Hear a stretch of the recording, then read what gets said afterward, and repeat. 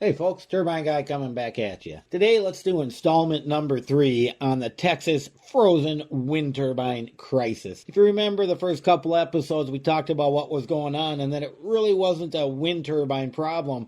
It was an electrical grid problem with how they set it up in Texas, and they have a just-in-time philosophy and no backup idler plants to deal with emergency. So that's kind of how all of this started. Now the interesting thing is that I haven't heard anyone say this, but it has to be a fact. If you're going to run wind and solar, you know that there are going to be times that neither of those are going to be working, and you're going to have enough capacity to satisfy everybody's needs. So having some of the wind turbines go down like they did, about 10% of the overall production capacity, what we came to, having that go down shouldn't really affect the grid, because they should already know that there are times when wind and solar aren't going to be working. There's a bit of a stickler issue there that really kind of protects the wind turbine theory. What are these big wind turbines for? They're there because they're a part of the puzzle, and they can help reduce using fossil fuels and move us to a greener future. Now, some interesting news from today. I get on to Bloomberg, and they've got an article. Texas power crisis is getting worse, with millions left in the dark. And they talk about a few things, but what I found interesting was this morning, right after they turned on 700,000 houses, they shut 2.8 million houses down. So that's a small step forward and a giant step backward. Now, there are about 3.4 million homes across 3 states without power, which is equivalent to about 10 million people. Now, if you're like me, you'd have some backup systems going, so you wouldn't be too worried till it came back up. Now, another issue here is with this power down in Texas, they were unable to import power because some neighboring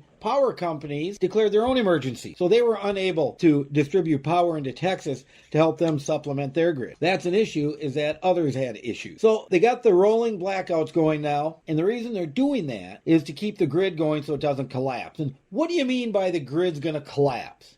Well, when you have too much demand and you can't supply enough power, the power generation sources aren't able to keep the frequency up high enough to maintain a good, strong, steady current to everybody. And when you do that, when you can't stay within a certain range of frequency, those power plants automatically shut down. They're set up to do that to protect themselves and to protect the clients both. So that's why it's so important to do these rolling blackouts, so that they can keep serving as many people as possible and still not have the whole system crash. Now, something that they're going to do is hopefully, they're saying within a day or two, keep the blackouts to a minimum or maximum of 30 minutes each. That's what they're working toward. Now, of course, doing these rolling blackouts has nothing to do with fixing the infrastructure that's gone down. Power lines have gone down, power poles, other issues, I'm sure transformers have blown, whatever. That's something else that's going to have to get repaired over the next week. And those will probably be the last customers to come back online, because they just can't get the power right now. Now, a consequence of this, okay, we know that the electric prices surged to $9,000 a megawatt hour, which is extremely high,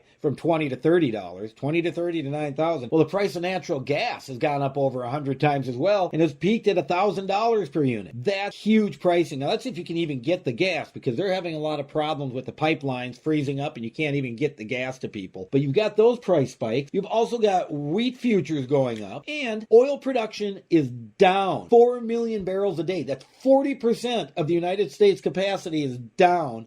And this is like a most ever unheard of historical drop. That's huge. What do I think when I see that happen? Where are gas prices going? Gas prices are going up, everybody. So Turbine Guy says, you better go fill up your gas tanks now before these things really start skyrocketing in a few days. This isn't going to take long, because they're going to be short on supplies. A lot of the refineries are in Texas. If they're without power, they can't run. Or, you know what, if power is $9 a kilowatt hour, they're not going to run. It's just too expensive to do it. So get your gas now, fill your vehicles up, and be ready to wait it out for a few weeks until things get back to normal. You know, same thing with natural gas. Natural gas is just in the last few days dropped to its lowest level since 2017. That means the price of natural gas is going up, and when that happens, and a large part of our electricity is made with natural gas, what's going to happen to the price of electricity? You got it. That's going to go up too. So here's the Turbine Guy giving you the bleak future. Fill your stuff up now, because it's going to get expensive no matter what it is. And that's going to be a natural consequence of this storm rolling through the South and causing all these issues. Well, there you have it, folks. Turbine Guy says, stick with it, and we'll see you next time.